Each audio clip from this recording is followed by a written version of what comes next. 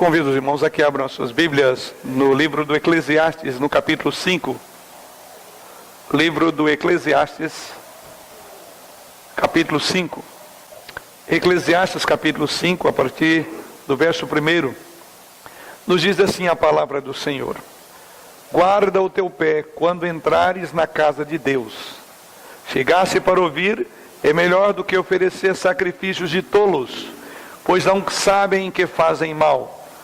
Não te precipites com a tua boca, nem o teu coração se apresse a pronunciar palavra alguma diante de Deus, porquanto Deus está nos céus e tu na terra. Portanto, sejam poucas as tuas palavras, porque dos muitos trabalhos vêm os sonhos, e do muito falar, palavras nécias. Quando a Deus fizeres um voto, não tardes em cumpri-lo, porque não se agrada de tolo. Cumpre o voto que fazes. Melhor é que não votes do que votes e não cumpras.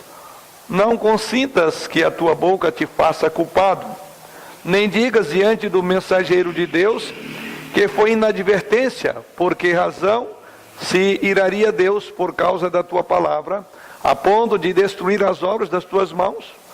Porque como na multidão dos sonhos a vaidade, assim também nas muitas palavras, tu, porém, teme a Deus. Lemos até o verso 7, e que o Senhor assim nos conduza por meio da sua palavra no texto que vamos considerar essa noite.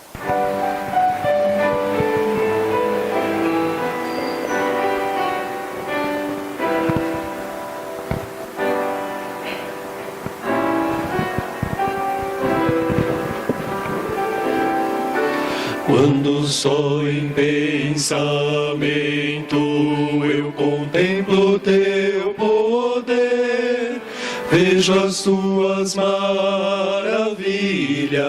vejo o lindo entardecer. Me pergunto assim calado, o que fiz pra merecer esse amor tão declarado, esse dom que vem de Deus. Meu desejo é ser leal, meu desejo é ser fiel, é viver o dia a dia, já sonhando com os céus. Se amigos meus me deixarem e do teu nome até zombarem, ainda assim eu não te deixarei. E como fez Jacó, eu não te deixarei, se não me abençoares, Senhor. Eu só vou poder dormir em paz e só vou descansar se comigo tu ficares, meu Deus.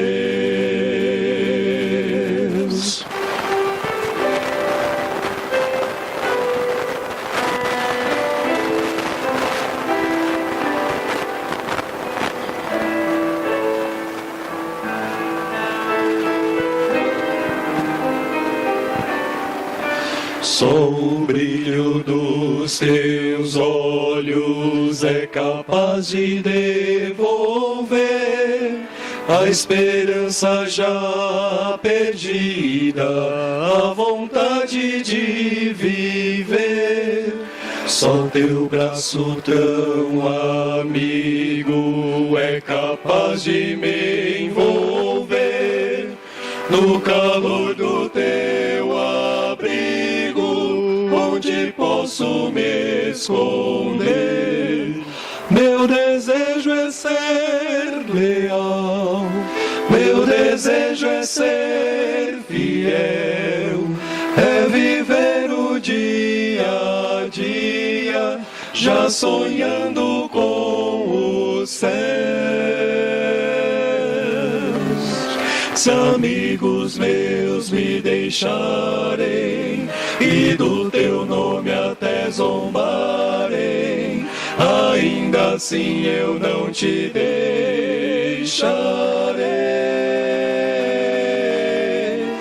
E como fez Jacó, eu não te deixarei, se não me abençoares, Senhor.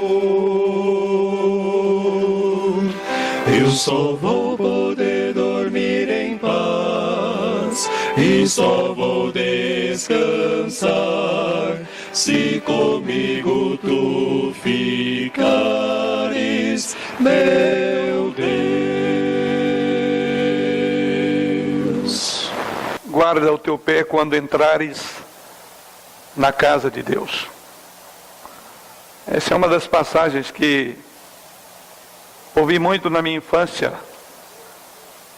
na direção de trabalhos que meu pai, como missionário, realizava na ocasião pela Igreja Presbiteriana do Brasil, da qual fizemos parte até a minha idade de 17 anos, e depois já na Igreja Presbiteriana Conservadora, e até em algumas ocasiões em que ele, nos trabalhos assim abertos, inscrevia, posto que também ele escrevia, fazia letreiros em letras góticas. Era muito comum ver nos trabalhos onde ele abria a expressão bem grande: guarda o teu pé quando entrares na casa de Deus. Naturalmente, quando leio esse texto, me reporta a minha infância sobre a igreja. Nasci nos bastidores da igreja, conheci a dinâmica da igreja como criança, assim como muitas crianças hoje aqui presentes.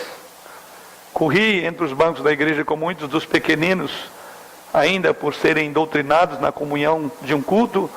É comum eles se adequarem e adaptarem, mas também corri, como todas as crianças. Mas sempre essas palavras traziam algo de mais profundo do que uma correção do pai, quando porventura não éramos tão disciplinados como ele esperava que fôssemos. E assim fui crescendo num contexto de culto e adoração a Deus. Decorreram já 54 anos. 54 anos na igreja. E desses 54 anos, se não me falha a memória, mais particularmente 27 anos como pastor, estando à frente da igreja, pregando, ensinando. Li algumas palavras de alguns autores que também me encoraja muito. Um dos autores que trata sobre a vida do pastor, um dos livros dele é exatamente sobre o chamado para o ministério. E o tema desse livro, o autor é Jobet. E o autor, num dos aspectos desse livro, ele fala dos perigos que rondam o ministério. E esse livro é intitulado O Pregador, Sua Vida e Obra. Então ele vai falar exatamente sobre a vida do pastor.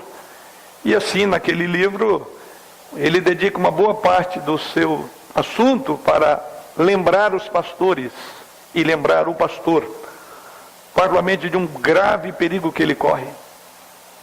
É de ministrar tanto, estar como um sacerdote, como um profeta, que é o papel de um pastor diante de uma congregação, e falar tanto de Deus, em nome de Deus, cultuar a Deus, levar o povo a adoração a Deus, e ele próprio ser desqualificado diante do Senhor. Então aquela corda que havia, que envolvia o lombo do sacerdote, sempre me sinto assim quando estou diante dos irmãos. Há uma corda que pela providência divina, os irmãos não têm ela em mãos, e eu não estou fora da visão dos irmãos, porque estou diante do trono do Senhor para falar aos irmãos, e nós agora temos um único sacerdote, podemos comparecer diante de Deus.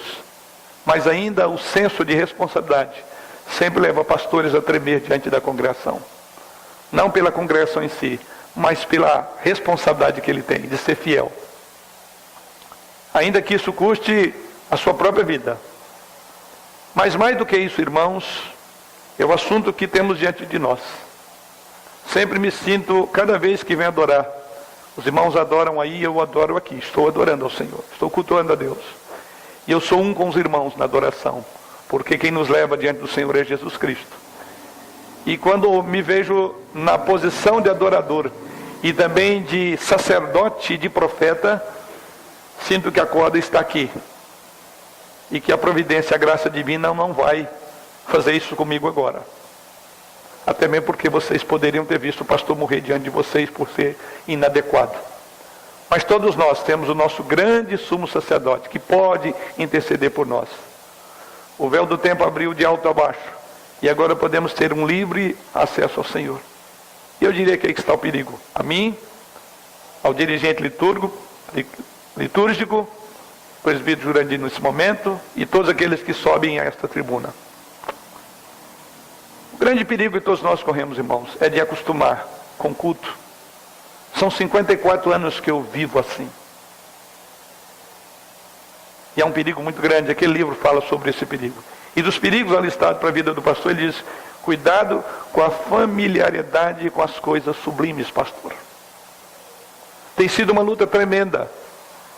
Não passar pelo texto pensando na igreja. Em pessoas eu não penso. É o meu Deus sabe o que eu estou falando. Não, quando eu prego não penso em alguém. Mas na igreja. A necessidade comum da igreja.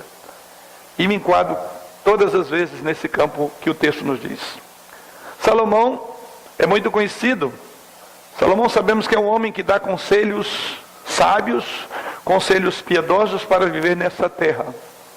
E é exatamente dentro de um contexto em que ele fala de conselhos sábios e piedosos para viver nessa terra, Salomão vem inalteravelmente ao tema da religião. E aqui ele vai dedicar um tempo para falar desse aspecto de que também compõe a vida debaixo do sol, que é uma linguagem que ele usa muito nos seus livros. Salomão, irmãos, na verdade, ele está preocupado que as pessoas possam passar pela mecânica da adoração, sem que seus corações estejam de fato envolvidos. Gravo a palavra aqui, mecânica da adoração. Quem tem a estrutura no boletim da liturgia verá lá todo o passo a passo. Mas para aqueles que adoram o Senhor por longos tempos aqui, não precisam de ver a liturgia do culto que está sendo conduzida pelo dirigente de culto. Porque já tem na cabeça, eu sei que vai ser assim, assim. E aí está o grande perigo. É o grande perigo nos acostumarmos. E Salomão está preocupado com a mecânica do culto, com uma estrutura estabelecida pelo Senhor. Por certo, quando ele olha para o passado, ele vê que havia uma mecânica de culto veterotestamentária, ele estava lá. E certamente Salomão via os passos que cruzavam indo rumo ao templo, onde aqueles preceitos deveriam ser rigorosamente obedecidos, acatados, sob pena de serem mortos. Aqui nós somos uma perspectiva veterotestamentária. Jesus não veio até aqui. E aquele culto, aquele sistema, aquela mecânica estava na mente de todo adorador. Mas por que Salomão fala isso? Por certo, Salomão viu motivos para levantar o tema. Em sua sabedoria e dirigido pelo Espírito Santo, fala agora do serviço de adoração, que pode envolver uma mecânica de culto. Derek Kidner afirma que as palavras de Salomão, referindo a esse texto, e ele é um comentarista, dirigem diretamente e são aplicáveis abre aspas, às pessoas bem intencionadas que gostam de um bom cantar e a condicione alegremente com a igreja, mas que escuta com meia orelha e nunca se aproxima do que ele se ofereceu para fazer por Deus. Ou seja, ainda o propósito final ele não alcançou. Pois bem, Salomão aqui adverte sobre os perigos e a necessidade da preparação para o culto, a preparação para a adoração, e é esse o nosso tema, preparação para a adoração. Observe que Salomão vai acompanhando passo a passo dos adoradores, e em cada passo ele diz: observe isto, tome cuidado com aquilo, você está sendo advertido sobre este pecado que você pode incorrer. Acompanhamos, pois, esta preparação na visão de Salomão. E o primeiro aspecto que vem à nossa visão, ou a nossa memória, ou nos nossos olhos, quando lemos o texto, é que primeiramente Salomão preocupa-se em que você guarde os seus passos. Na preparação para a adoração, primeiramente guarde os seus passos. Em outras palavras, não defraude a Deus. Poderíamos usar esse título também, não defraude a Deus. Ou nessa primeira divisão, guarde os seus passos, ou não defraude o Senhor. Irmão, certamente Salomão havia passado pelo tribunal, Salomão havia caminhado pelo mercado de trabalho, Salomão havia caminhado pelas estradas e pelo próprio palácio. Agora Salomão visa o templo, o edifício de forma magnífica, cuja construção ele havia supervisionado. Ele olha para aquele grande templo que ele mesmo fez e dedicou ao Senhor. E ao olhar ali Salomão, o que ele faz? Salomão observa os adoradores indo e vindo, louvando a Deus, oferecendo sacrifícios, fazendo votos. Ele está olhando um momento de culto. É como se alguém ali de fora estivesse observando passo a passo os atos do culto e o modo como cada adorador procede nesse passo a passo, nessa dinâmica do culto. E ao fazer isso, então Salomão nota que muitos deles não são exatamente sinceros em suas adorações, ou em sua adoração, e na sua própria vida espiritual. Ao deixar os atos sagrados, é ainda mais precária a vida espiritual daqueles adoradores do que quando entraram. E é exatamente isso que Salomão olha, e é com base nesse background, esse pano de fundo, essa ideia, é que Salomão então propõe este assunto que ele vai abordar no texto. Qual é o pecado então dessas pessoas que Salomão observa passo a passo, tramitando na adoração com todo aquele procedimento onde tinha lá o sacerdote? Salomão então observa primeiramente isso, que eles estão roubando a honra e a reverência que é devida a Deus. E é por isso que ele entra com a primeira afirmação: guarda o teu pé, não profane, seja reverente, honre a Deus que está aqui, a honra que lhe é própria, que lhe é devida. O que Salomão está dizendo: olha, ao observar essa mecânica do culto, esta adoração, percebo que vocês são superficiais, são insinceros, são hipócritas. É exatamente isso que Salomão condena a partir desse texto sagrado.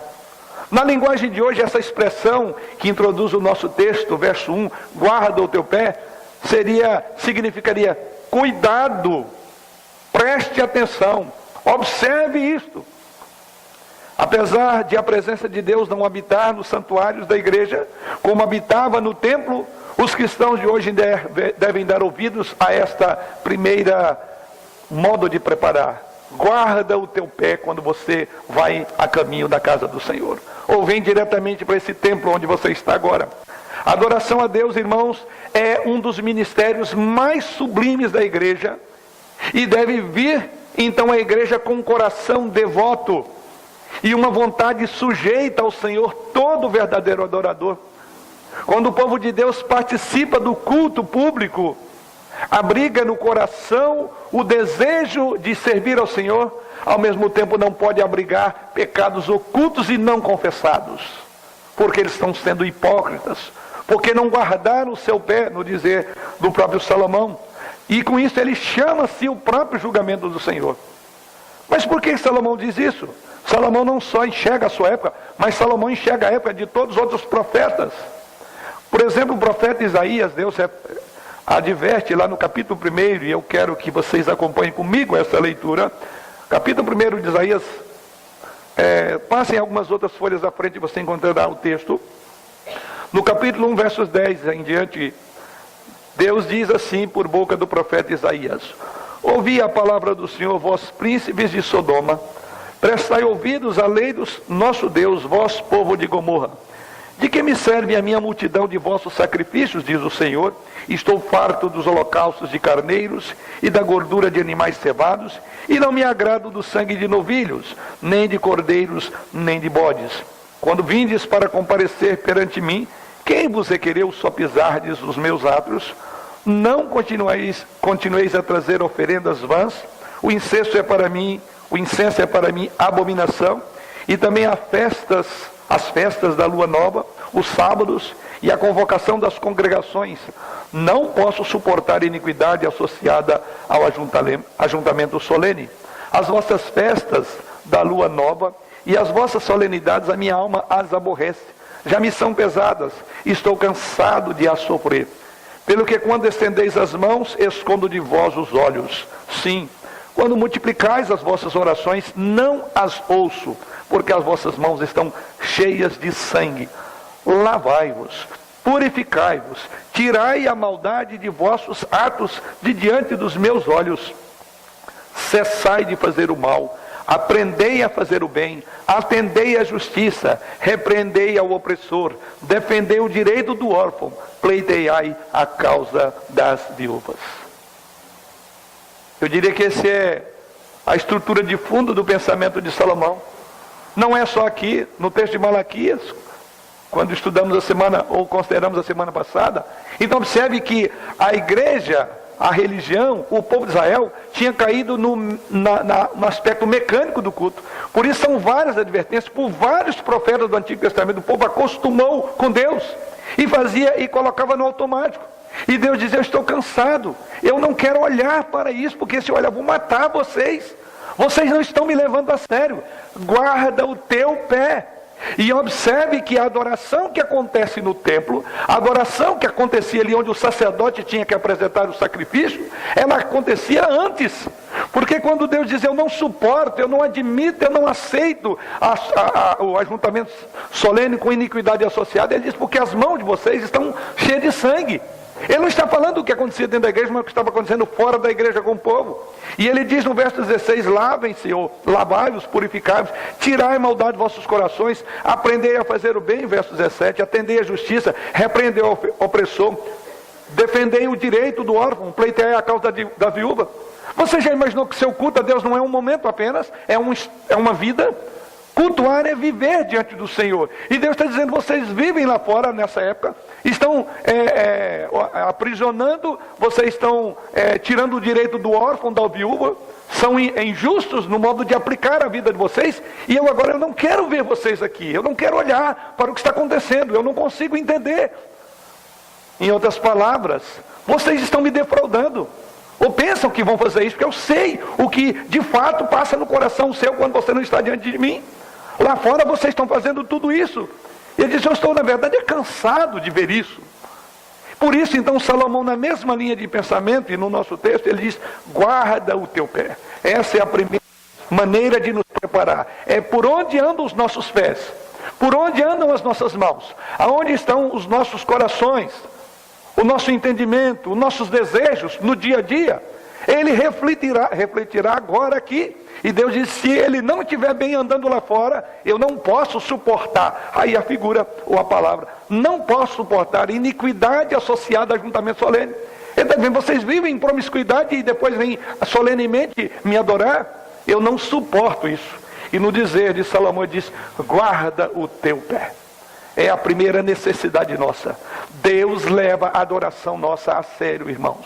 Então devemos cuidar quando chegamos para adorar. Vivemos uma época em que a adoração está trivializada. Essa é a grande realidade. E talvez você traga à sua memória vários movimentos, mas nós não estamos longe de também andarmos nessa trivialidade de adoração.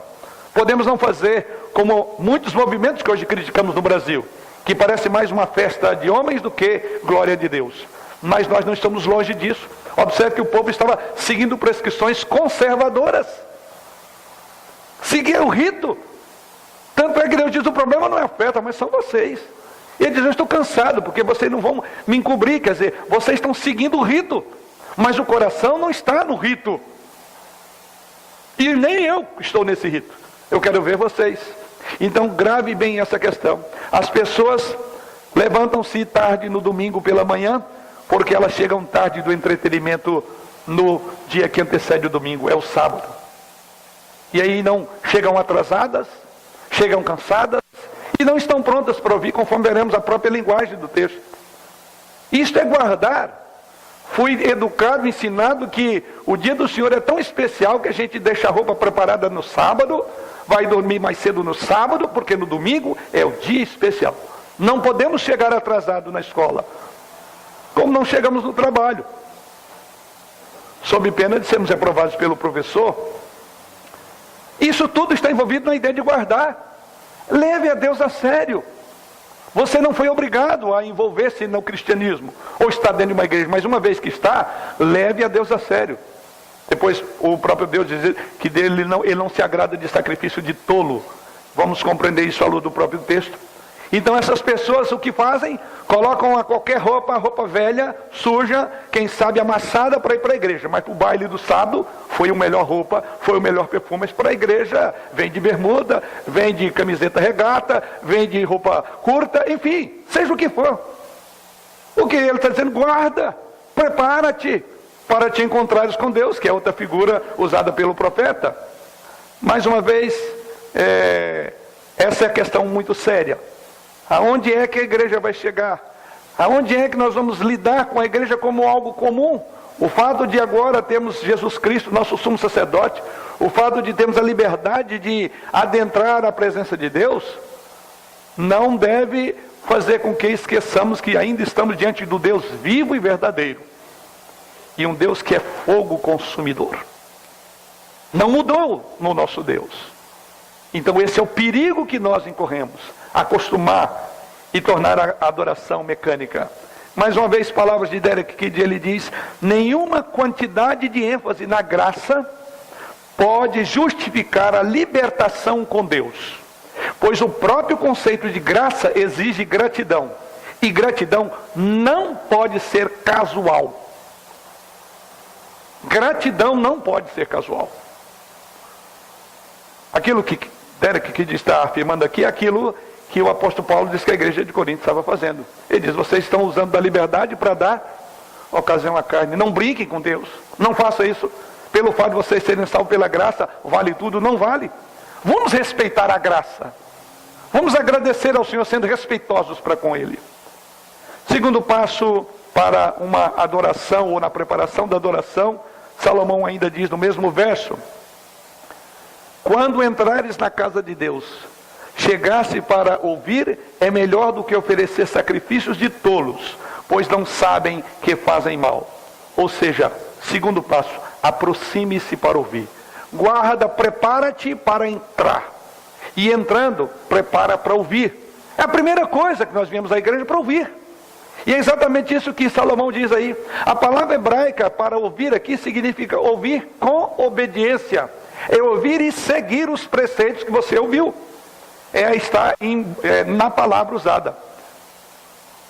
O que Salomão está dizendo aqui, irmãos, de ouvir, tem a ver com aquilo que Tiago diz em Tiago 1, verso 22, quando o apóstolo Tiago diz: tornai-vos, pois, praticantes da palavra, e não somente ouvintes, enganando-vos a vós mesmos.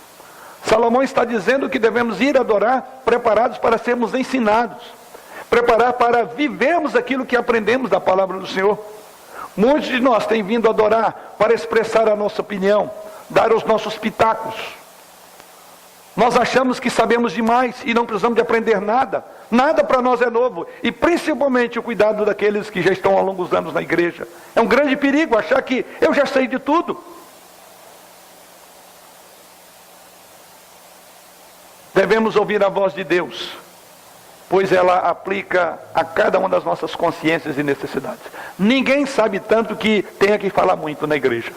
Ouça Deus falar.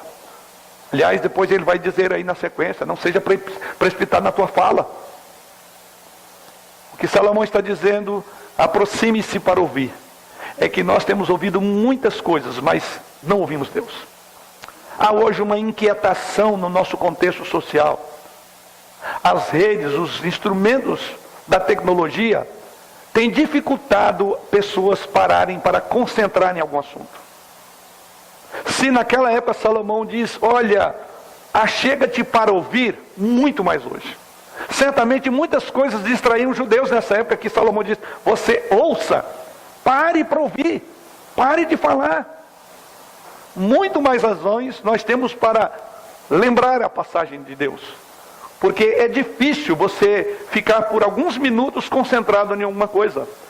Isso já está sendo visto nas crianças que nascem, que começam a ser instruídas, a dificuldade.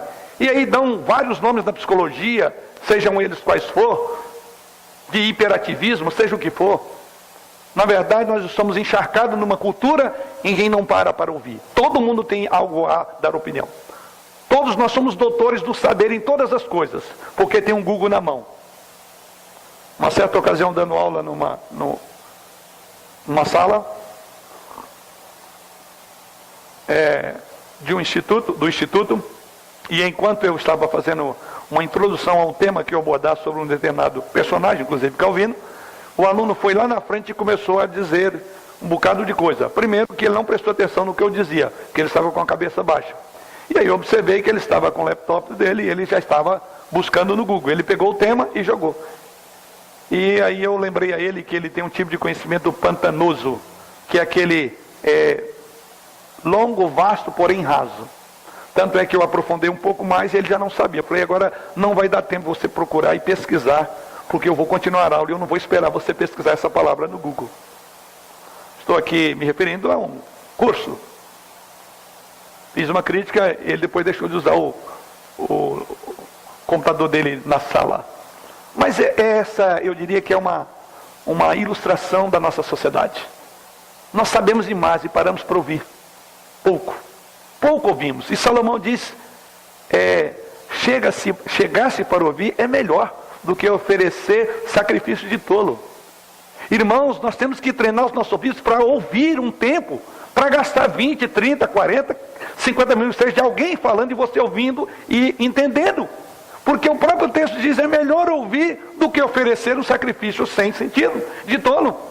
Porque quando você ouve, você não é instruído. E se você não é instruído, a sua prática cristã poderá estar equivocada como uma tolice diante do Senhor. Então Salomão está falando sobre o perigo que incorremos. Ele reflete as palavras que João, na ilha de Patmos, escreveu logo na abertura do livro de Apocalipse. Lá em Apocalipse, capítulo 1, versículo 3, ele diz, bem-aventurados aqueles que leem, aqueles que ouvem as palavras da profecia e as guarda, ou guarda as coisas nelas escritas, pois o tempo está próximo. Bem-aventurados que ouvem, bem-aventurados que leem.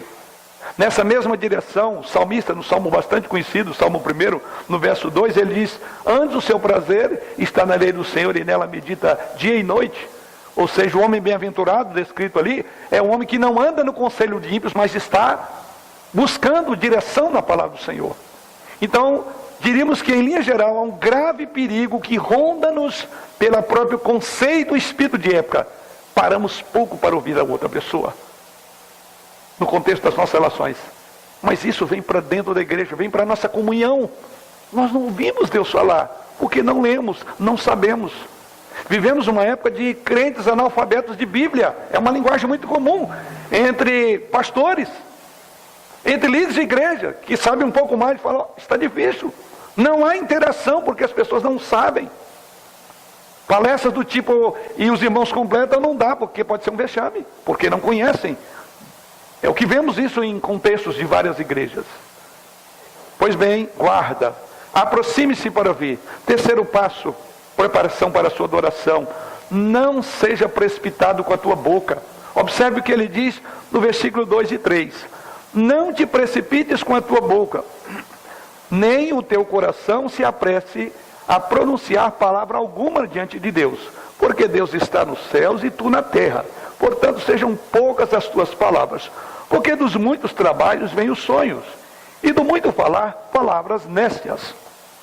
Essa é a terceira maneira de nos preparar. Não seja precipitado em falar.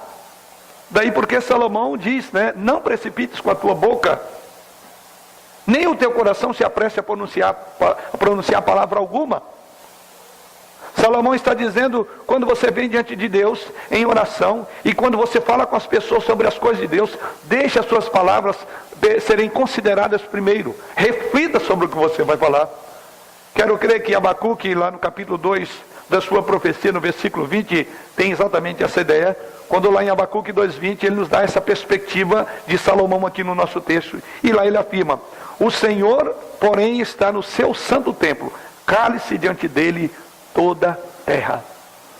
Muitas vezes nos apressamos a orar e falamos sobre coisas sagradas sem pausar e refletir sobre essas coisas sagradas. Ele diz, medite no que você vai falar. Gregory de Nissa escreveu o seguinte: sabendo quão amplamente a natureza divina difere da nossa, deixe-nos silenciosamente permanecer dentro de nossos próprios limites de forma adequada. O culto contemporâneo precisa desesperadamente recuperar essa visão de alteridade de Deus. Precisamos muito disso. Precisamos recuperar o sentido de Deus. Falamos muito dele, mas vazio. É aquele conhecimento pantanoso que eu disse para o aluno. É longo, mas sem profundidade. Resumindo, pouca coisa sabemos de Deus. A W. Pink, num livro que tenho indicado muito, que trata sobre os atributos de Deus, ele fala exatamente sobre isso. Que conhecer de Deus com quem de fato Ele é, são poucos crentes que conhecem. Porque poucos crentes param para meditar na glória, na beleza, na majestade do Senhor revelada nas Escrituras. E daí porque então ele diz, fale pouco e ouça mais. Cuidado então com a oração descuidada, está dentro desse contexto. Orar é algo muito sério, e assim como o casamento não deve ser considerado de forma leviana ou de forma desatenta, mas com sobriedade, com temor que devemos ao Senhor. Para os irmãos terem uma ideia, deixa eu ilustrar. Se você e eu, por exemplo, tivéssemos que comparecer diante de um governante do nosso país para apresentar ele algum tipo de necessidade, algum tipo de pedido, quero crer que você ponderaria por muitos dias, naquele grande encontro que você terá com o governador Alckmin, por exemplo, para fazer um pedido para o seu bairro, ou alguma situação mais particular da sua família, e você teria muito cuidado, do modo como você falaria para ele, certamente você até decoraria. Aproximar-se diante do trono de Deus é infinitamente mais importante do que a maior autoridade que esse mundo tem do ponto de vista de seres humanos. E no entanto, não faltam orações levianas feitas por pessoas que não sabem coisa alguma sobre o temor de Deus. E é isso que Salomão está dizendo. Então cale a tua boca, ouça mais, compreenda mais o caráter de Deus, veja-o na beleza da sua santidade, e assim você poderá falar com ele na linguagem que ele fala com você, porque as suas palavras serão leviandade. Orar deve levar-nos atento a palavras não precipitadas, palavras em excesso. Jesus Cristo inclusive critica isso, lá em Mateus capítulo 6, verso 7, ele diz, não sejam vocês como os hipócritas, que imaginam que pelo muito falar serão ouvidos. Sejam poucas as suas palavras, disse Jesus Cristo. Então observe que Deus tem essa preocupação. E a preocupação não é porque Ele não quer que você fale com Ele, é falar de forma leviana, descuidada, não intencional, não concentrada. Por que fechamos os nossos olhos? Para não perdermos a concentração daquilo que estamos falando. Admiro-me de pessoas que estão falando, orando e ao mesmo tempo. Não há nenhum pecado nisso, mas é um momento que você para ponderar, considerar quem é com quem você está falando. É aquilo que Jesus Cristo usa na oração dominical, Pai nosso que estás no céu. Pensa nisso. Esse termo, quão grande, vasto ele é nas Escrituras. Um pai que não é um pai comum, mas está no céu, que deve ser santificado o nome dele, como os anjos santificam, reverenciam. Quem sou eu? É exatamente isso que Jesus coloca na primeira parte da oração dominical, que, diga-se de passagem, a parte mais longa da oração dominical tem a ver não conosco, mas com quem é Deus.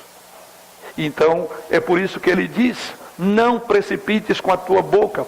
O segredo da oração aceitável é um coração preparado, como diz o salmista no Salmo 141, versos 1 e 2, ele diz, Senhor, a ti clamo, dá-te pressa em me acudir, inclina os ouvidos à minha voz, quando te invoco, suba à tua presença a minha oração, como incenso, e seja o erguer de minhas mãos como oferenda vespertina. E por que devemos falar isso? Porque Jesus Cristo afirma em Mateus, capítulo 12, verso 34, que a boca fala do que o coração está cheio. Se você tiver o coração cheio de Deus, você orará ininterruptamente por horas a fios. Creio que todos já ouviram falar do ambiente que gerou os nossos símbolos de fé na abadia de Westminster, como a confissão de fé de Westminster. Orações de 4 horas, você imagina como alguém pode orar 4 horas, sem cair em vã repetição? Não é muito difícil. Leia a Bíblia, e você poderá falar com Deus a linguagem que Ele fala com você. Fale dos atributos da glória, de quem Ele é. Você tem horas a fio para só falar com Deus sobre de fato quem Ele é, conforme Ele revela nas Escrituras. Então Ele diz, sejam poucas as tuas palavras, as palavras vazias do teu coração. Deus não vai se iludir com essas palavras.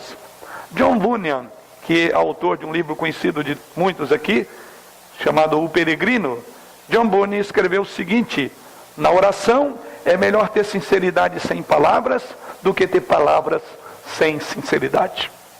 É isto, sinceros.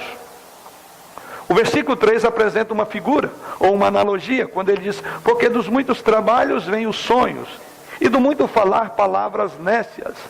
Essa analogia que ele está dizendo é que, assim como uma grande quantidade de sonhos mostra que a pessoa adormecida é diligente com o seu trabalho, porque ela sonha com o trabalho. Não sei se é a realidade da maioria aqui, de sonhar trabalhando, mas é o que ele está dizendo. Uma grande quantidade de palavras mostra que a pessoa em oração é insensata. Spurgeon afirmou o seguinte: não é a extensão de nossas orações, mas sim a sua força que faz diferença. Não é a extensão, não é o prolongar de palavras, mas a força que faz diferença. Terceiro passo, quando caminhamos para a casa do Senhor, em preparação para adorá-lo. Salomão apresenta nos versos 4 a 6. Quando a Deus fizeres algum voto, não tardes em cumpri-lo, porque não se agrada de todos. Cumpre o voto que fazes. Melhor é que não votes do que votes e não cumpras.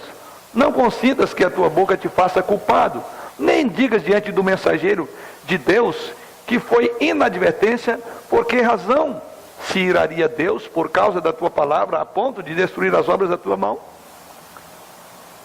Na preparação, Salomão contempla outro ponto. Ou seja, faça o que você comprometeu a fazer. Cumpra com a palavra. Aliás, esse é um dos aspectos que mais temos preocupado como organização local, como igreja. Como as pessoas estão prontas a professarem a sua fé, a batizarem os seus filhos na infância, mas não cumprem. E Salomão está dizendo que cada vez que nós subimos a cadeira, nós estamos lembrando os votos. E quantos votos fizemos? Continuamente. E ele está dizendo exatamente isso. Quando a Deus fizer um voto, cumpra. Não tardes em cumprir o voto que você fez. Então esse é outro ponto que a adoração requer. Ao preparar para a adoração, eu tenho que pensar, quantos votos eu fiz ao Senhor? De obediência, de serviço, de trabalho, de educação dos filhos, de estar na igreja, de cantar no grupo X ou Y, de dirigir essa organização. E como vai o meu voto? Ele diz, não faça um voto precipitado. Salomão não está falando contra a realização de votos, mas ele está dizendo, não faça votos, a menos que você pretenda mantê-lo. Não devemos fazer votos na tentativa de manipular, de enganar a Deus. E ele está dizendo isto aqui, e a adoração envolve isto sim. Deus não exige que seu povo faça votos a fim de ser aceitos por ele, mas os votos eram uma oportunidade de expressar devoção. E caso sentisse o desejo de fazê-lo, inclusive havia uma prescrição larguíssima nos livros do Antigo Testamento, principalmente os livros da lei. Várias prescrições sobre o voto, como deveria ser feito, como deveria ser cumprido. Deus então já havia prescrito. E Salomão observa na sua época e está dizendo, olha, olhando para aquilo que Deus prescreveu, vocês estão fazendo votos de tolo. Vocês estão querendo enganar a Deus, então não façam votos. É melhor não fazer, porque Deus não se agrada de voto de tolos. O importante é que o adorador esteja disposto a ouvir melhor, ou seja, obedecer à palavra de Deus. Os sacrifícios não substituem a obediência, como o rei Saul descobriu quando tentou encobrir a sua desobediência. E assim é que Samuel respondeu a Saul, um texto bastante conhecido, 1 Samuel 15, 22. Porém Samuel disse, tem porventura o Senhor tanto prazer em holocaustos e sacrifícios, quanto em que se obedeça a sua palavra? Eis que obedecer é melhor do que o sacrificar, e o atender melhor do que a gordura de carneiros. O que ele está dizendo é que Deus não vai ser enganado com uma nova atitude sua, porque o seu voto você quebrou, e Deus não pode ser enganado. As ofertas das mãos, sem uma fé obediente e um coração, transforma aquilo que Salomão chama aqui de sacrifício de tolos. No meio do versículo 4, na parte A, ele diz, porque não se agrada de tolos. O tolo acredita que está fazendo algo de bom, quando na verdade está apenas fazendo mal. E Deus sabe disso. É tolice. Então ele diz, Deus não agrada que você faça votos de tolo.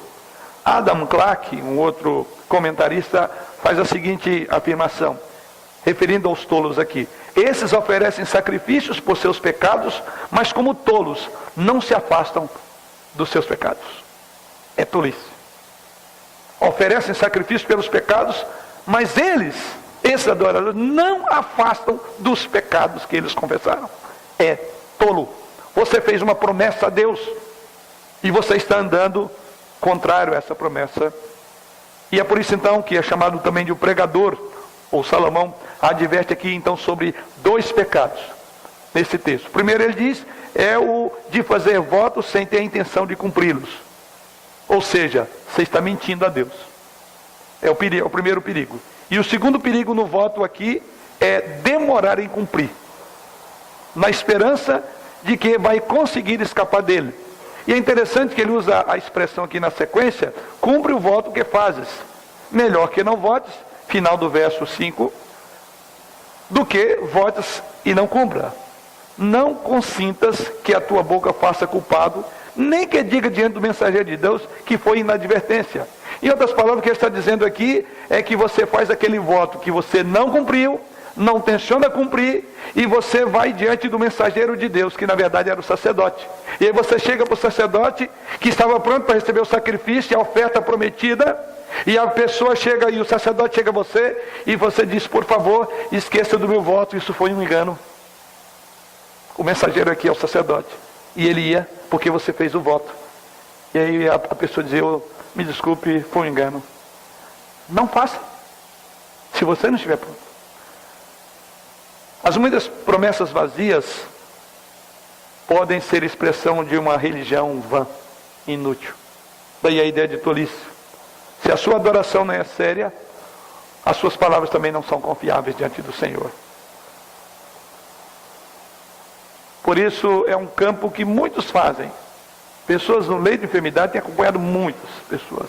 É um problema, uma situação financeira, e que naquele momento de preocupação, de ver o seu problema solucionado, acabam dizendo, Senhor, se o Senhor me curar, agora não vou faltar mais aos domingos.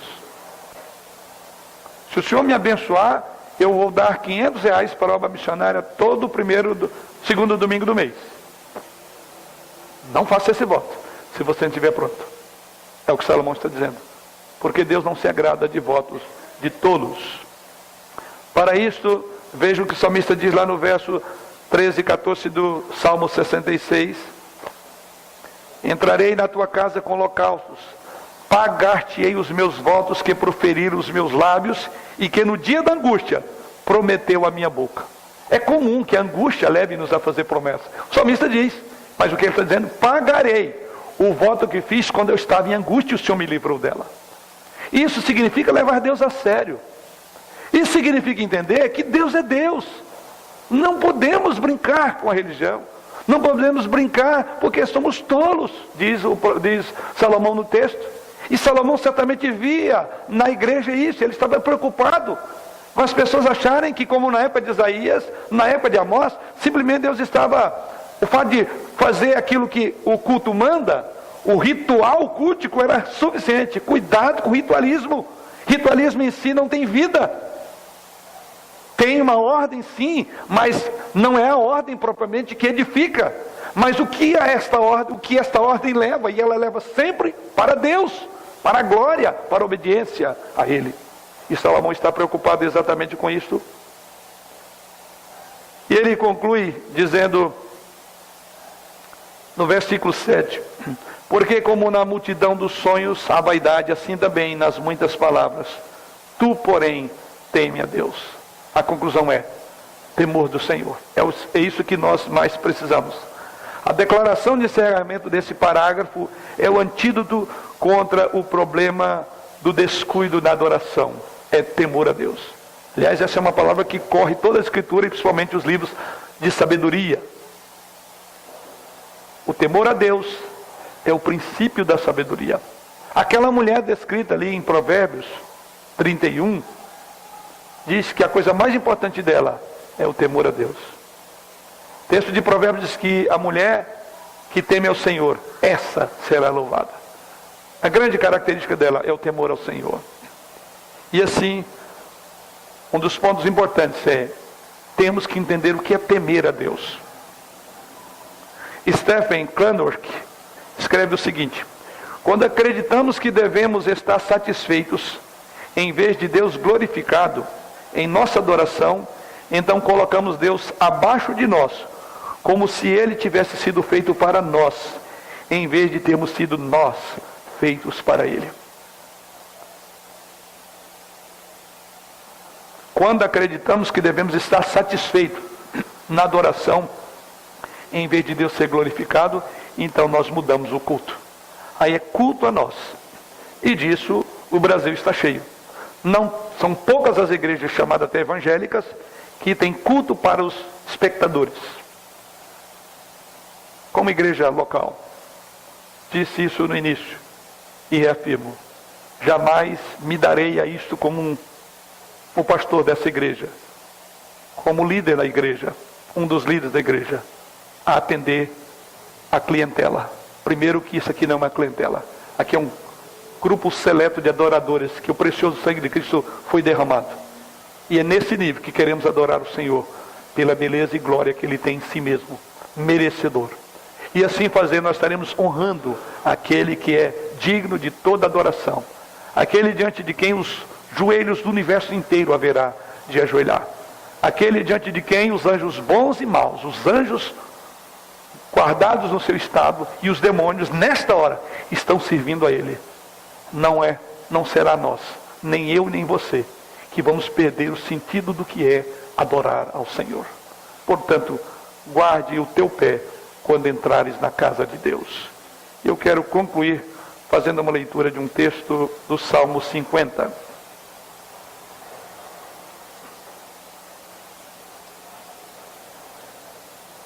Abra sua Bíblia no Salmo 50.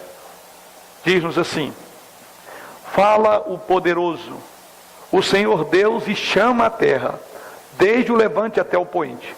Desde Sião, excelência de formosura, resplandece Deus. Vem o nosso Deus e não guarda silêncio. Perante Ele arde um fogo devorador, ao seu redor esbraveja grande tormenta. Intima os céus lá de cima e a terra para julgar o seu povo. Congregai os meus santos, os que comigo fizeram aliança por meio de sacrifícios. Os céus anunciam a sua justiça, porque é o próprio Deus que julga. Escuta, povo meu, e eu falarei. Ó Israel, e eu te testemunharei contra ti. Eu sou Deus, o teu Deus. Não te repreendo pelos teus sacrifícios, nem pelos teus holocaustos continuamente perante mim. Da tua casa não aceitarei novilhos, nem bodes dos teus apriscos, pois são meus todos os animais do bosque, as alimárias aos milhares sobre as montanhas. Conheço todas as aves dos montes, e são meus todos os animais que pululam no campo. Se eu tivesse fome, não te diria, pois o mundo é meu, e quanto nele se contém. Acaso como eu carne de touros, ou bebo sangue de cabritos? Oferece a Deus sacrifício de ações de graças, e cumpre os teus votos para com o Altíssimo.